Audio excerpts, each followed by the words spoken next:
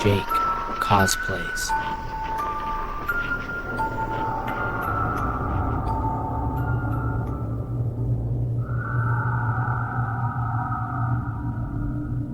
The stories you are about to see are true. The names have not been changed so that your friends can make fun of you tomorrow. Any similarity between the characters depicted here and any actual persons is completely intentional. Yay, it's December, my most hated month of all time.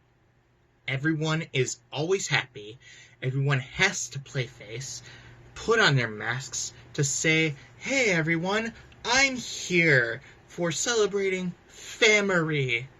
Well, get on your Gwenmas shirts right now, because I'm going to tell you some hard frickin' truths about Christmas.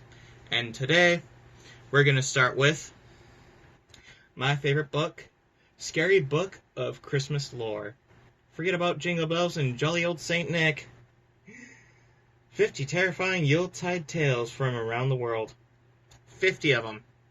And guess what we're gonna do? Throughout December, I'll be reading an excerpt from this.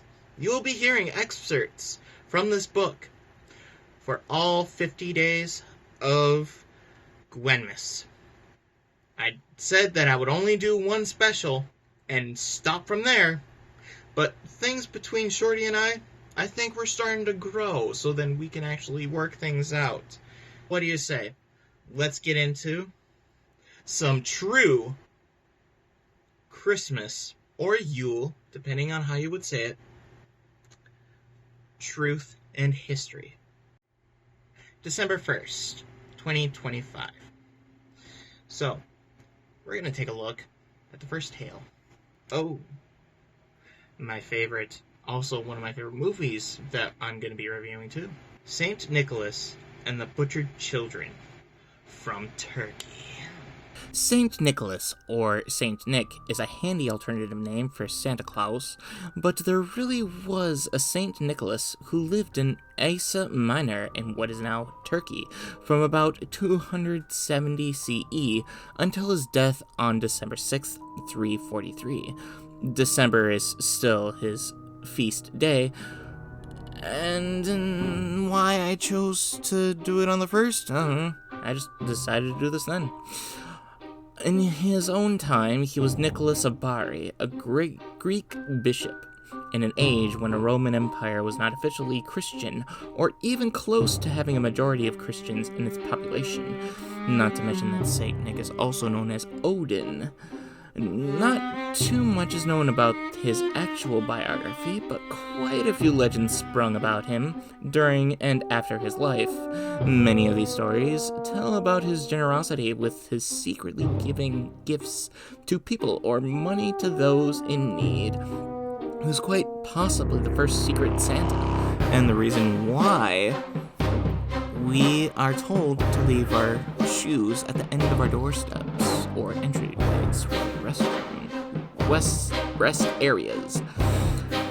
One such story says that he prevented 3 girls from being forced into prostitution by dropping sacks of gold through their window each night for 3 nights, which allowed their father enough money to pay dowries for them. The father discovered him on the 3rd night, but Nicholas told him not to tell anyone about the generosity.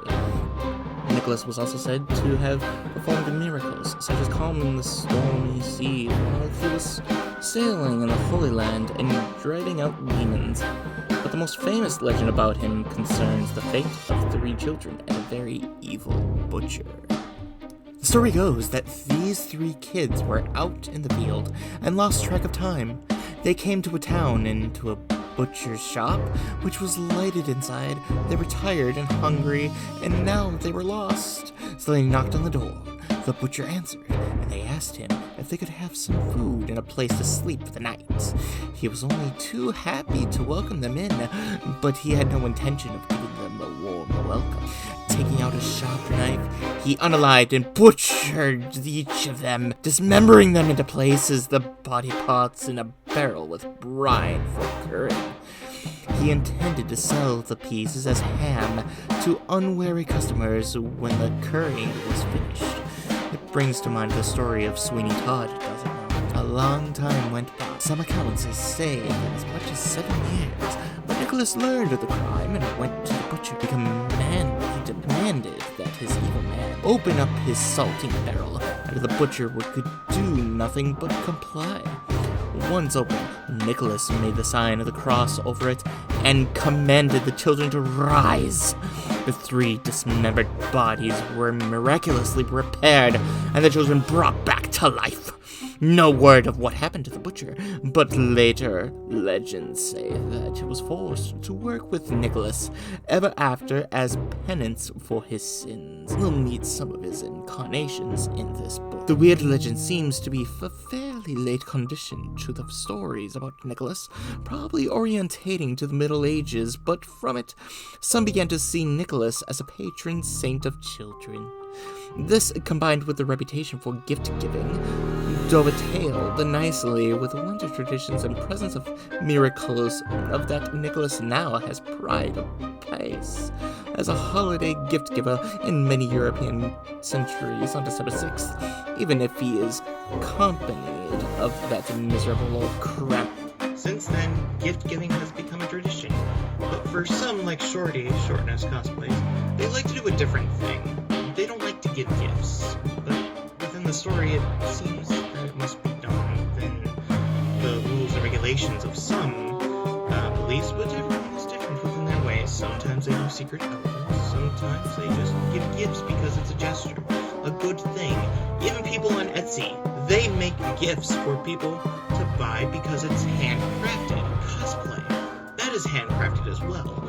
Before we learned about the story today, we've learned that some gifts will always return to you in revenge. Thank you for joining me on today, and don't forget to subscribe, and don't forget to do everything that's going to be happening in the end of the video, and don't forget to support everyone within this horrible month of December.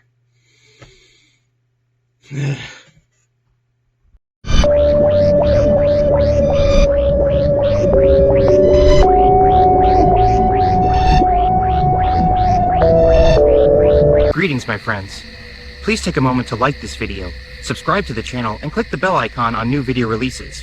If you want to support elsewhere, purchase merch in the link provided on the video. What was that?